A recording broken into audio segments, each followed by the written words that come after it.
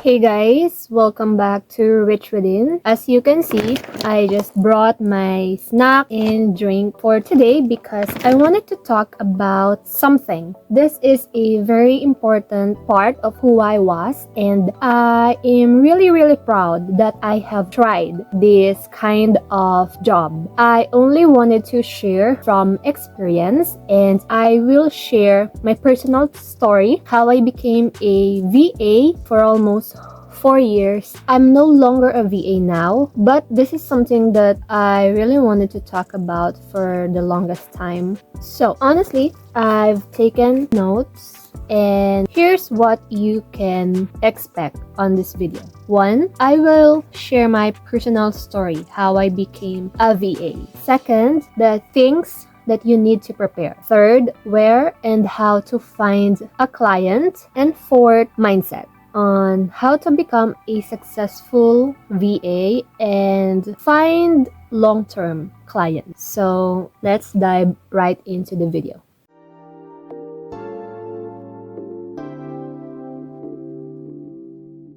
So back then, before I actually became a VA, I was really anxious about the thought of having to talk to a international client or a foreigner through Skype. Back then, I knew people who were crushing it, like who've been working online for many years, and I have an idea that someone could really pursue a career online, like to work from home. I have an idea, but I just don't know where and how to start. Since I knew some people that time, that was way back 2017, I believe, or maybe earlier than that, 2016, what I did was I actually have a friend, and I asked her if she could teach me how to do what they are doing. And I remember I was so curious. So she was working night shift. What I did was I went to her office. I stayed there like a couple of hours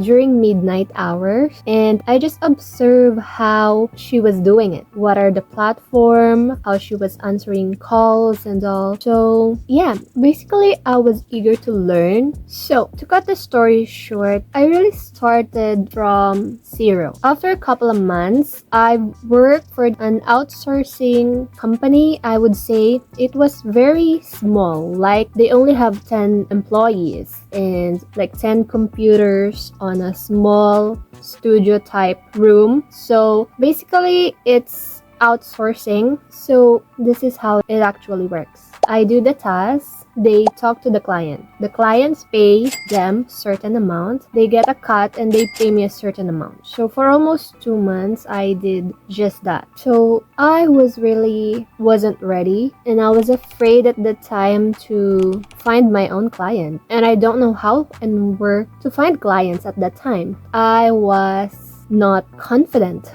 I was afraid. So I didn't really try to find an online job. Instead of finding a remote job and finding a direct client, I applied in a local BPO, which was a call center company in the Philippines, and I worked there for almost 3 years. So yeah, it was a long journey before I actually transitioned into working from home. So after 3 years of working as a call center agent, I resigned and I pursued another career, which is in sales, and it didn't take much long. I also resigned after 2 months because I was exhausted, and that's when I decided to pursue a remote job. And I was very clear at the time that I would never work a 9 to 5 job again. So it was January of 2020 when I was really thinking about working from home. I just don't really know where and how I would be able to start. Just like many of you, if you are new to this? Like, can you really earn online? So it was May in 2020 when I finally got my first client. And it's a funny story because I didn't even apply for it. Yes, I literally prayed to God, and my prayer was something like this: God, would you please give me a source of income or a job that doesn't require me to go out? As simple as that. I was so clear that that was the path that I would pursue, and I would go all in to working from home. And after a week, when I uttered that prayer, my college classmate, which is also my friend, messaged me on Facebook, and she told me that her boss was looking for another team member. So she was already an executive virtual assistant at that time, and I said, yes, I would love to. So yeah, shout out to my college friend, Clays. Thank you. I'm so grateful for you. Before you make a comment that, oh, you really didn't work for it, you just have a friend who basically referred you to the client, but I want you to understand that it was my desire. It's been in my heart for years. And the story that I shared to you on the intro, that I was observing, I worked for those people who were trying to outsource their tasks. I did all that. But, there's just really a timing for everything. And so what I would share here later are the tips or some guides how you can find a client even if no one would refer you or you don't know anyone that could back you up. I've been a VA for 4 years. That's not the only client that I had. I've had 3-4 more clients, and I literally applied online for those roles. I was a content writer for a US website. I was also a Shopify virtual assistant, and then I became a social media manager, an executive virtual assistant. So yeah, that was the beginning. My friend referred me to her boss. But keep watching, because later on I will share how you can personally get a client on your own without backup. Just you, your determination, your preparation, and your mindset.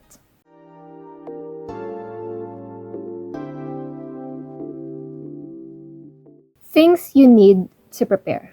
First, laptop and high-speed internet. You might ask, what if I don't have a laptop? Well, let me tell you this. I didn't have a laptop when I started, but here's what I did. I borrowed a laptop from my best friend, and shout out to my best friend Lane. Thank you so much. So I borrowed her laptop for almost 3 months, and when I started to earn money as a virtual assistant, I bought a second-hand laptop which costs 6,000 in Philippine peso, but it's just $100 in USD. And you could imagine that laptop was second hand. It had a lot of issues, honestly, and some keys on the keyboard wasn't working, so it had to come with a separate keyboard. So if you really wanted to get started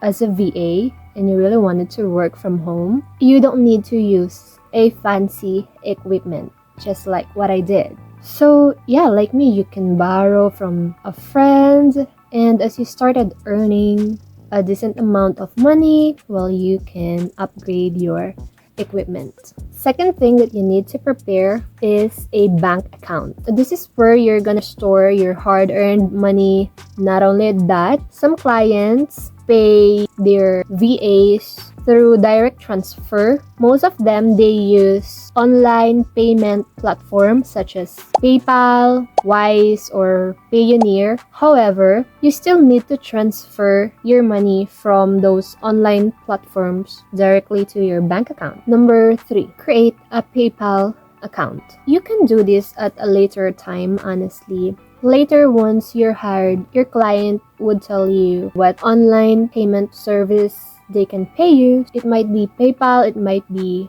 Wise or Payoneer, whatever it may be.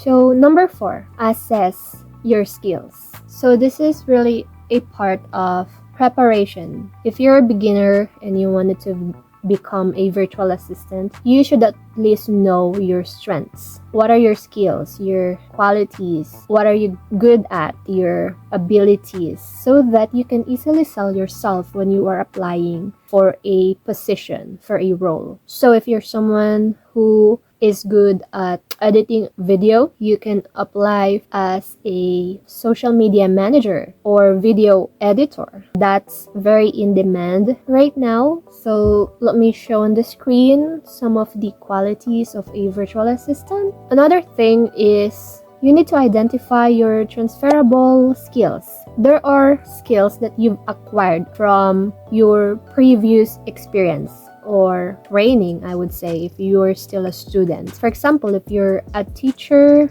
identify the skills that you can use if you will become a virtual assistant. Are you organized? Good at planning or project management, you name it. If you're a student and you've done some internship, what are the skills that you've acquired from those internships? Number 5, create professional accounts on sites like LinkedIn, onlinejobs.ph, or Upwork. I found almost all of my clients on onlinejobs.ph because I was a Filipino virtual assistant. But if you're from a different country, Upwork is one of the best platforms where you can search online jobs.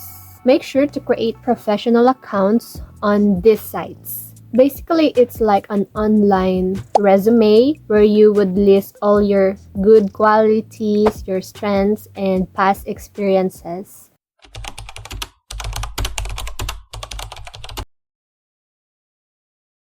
So, I do believe some people were actually looking for an online job through FB groups. I'm not gonna say that that's not possible, because that's possible. That's where I hire people whenever I would like to outsource some of my tasks. But if you are a newbie, I wouldn't really recommend applying through Facebook, just because there are many stories I've heard that they got scammed and they paid a certain amount of money. I just wouldn't recommend that. I still believe that if you would want to find a long-term client, you need to do the hard work, because it's easy to open your Facebook, right, and scroll or find FB posts or job posts on certain groups. Again, I'm not saying that's not possible, but if you're serious and you want a long-term career, it's still best to apply through legit online job sites. So number 6, we're almost done. So number 6 is create a portfolio. So if you don't know what is a portfolio, it's basically a compilation of your work samples.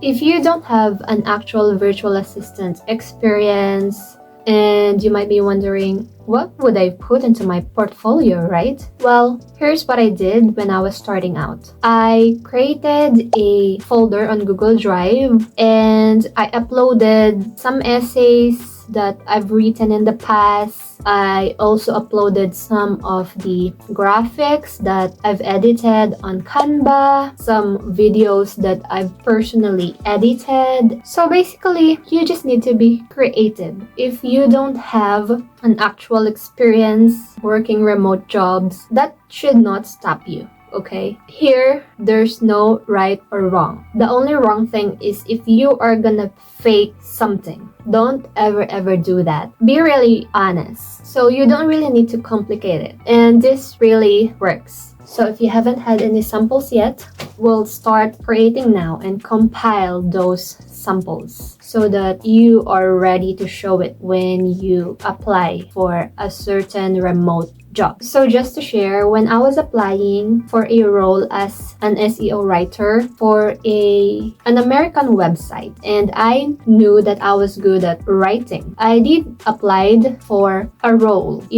a content writer. And I don't have an experience, but I have a blog and I can show you that here on the screen. So that was a personal blog. I've been writing, inspirational stories about myself, how I overcame anxiety and my faith, this and that. And I've used that as a work sample. I was doing that as a hobby, I would say. And on my application, I attached the link of that blog and I wrote, please see the attached link so you can see my writing style. And you know what? I was hired and I've worked for them for 2 years. Okay, so once your profile is done and your portfolio is ready, you can now start applying.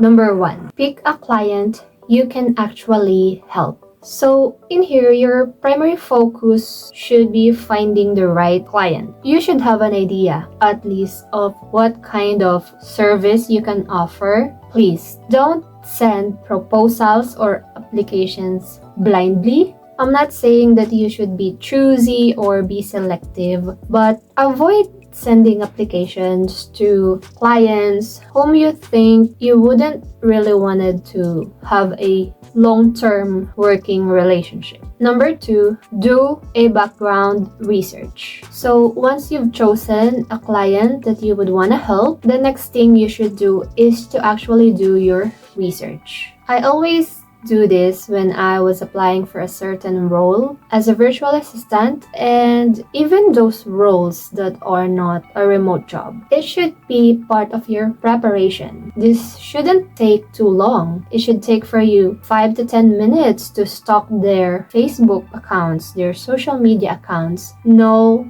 their vision, their goals, and so that you have an idea of how you can actually help them. Step 3 is to send proposal. A proposal simply means your cover letter, your resume, and your portfolio. I actually suggest for you to be honest on what you can deliver and how you can solve their problems. When I was starting out, I don't have much experience, so my cover letters and my emails, my applications will actually sound like this. I am a fast learner and I'm very eager to learn. So number 4, get ready for an interview and outperform your test jobs. To be honest, most of my clients hired me without interviewing me. Most of them. You know why? Because I outperform test jobs. What does that mean? Usually when you see a job post on sites like onlinejobs.ph,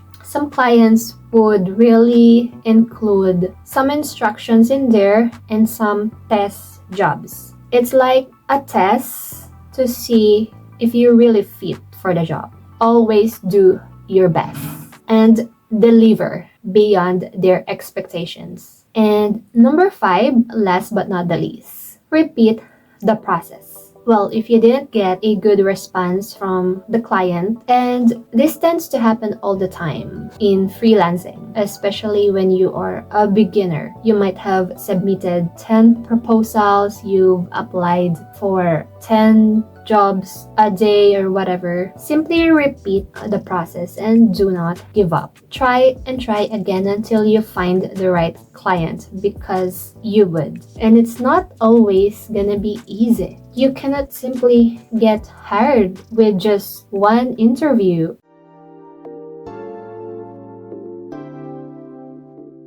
So part 3. Let's talk about mindset. If you really wanted to become a successful virtual assistant and you wanna find or have a long-term client, these are the things that you need to keep in mind. Mindset number 1. So if you're a beginner, do not be afraid to ask questions. Yes. If there is something that you don't really understand, so let's say that you're already hired. So communication is very important. You need to be reliable. Someone whom your client can depend on, because keep in mind, you're gonna be working for someone who lives overseas, internationally, and you're gonna be a million miles away from them. make sure you respond promptly or immediately because the time zone is different. You just need to be reliable or else you will lose your client. Another thing, I was talking about asking questions if you really don't understand. So that's part of being proactive. Be proactive and regularly communicate. Those are some of the things that you need to keep in mind if you want to have a long-term virtual assistant career. And another thing, understand your client's needs and over-deliver. So that would be it for today. If you've come this far, I would like to thank you and I would like to invite you to subscribe to Rich Within. This is a channel for personal development and I share weekly videos to help you become better every day and live a life that you really desire. That would be it for today and see you on my next video.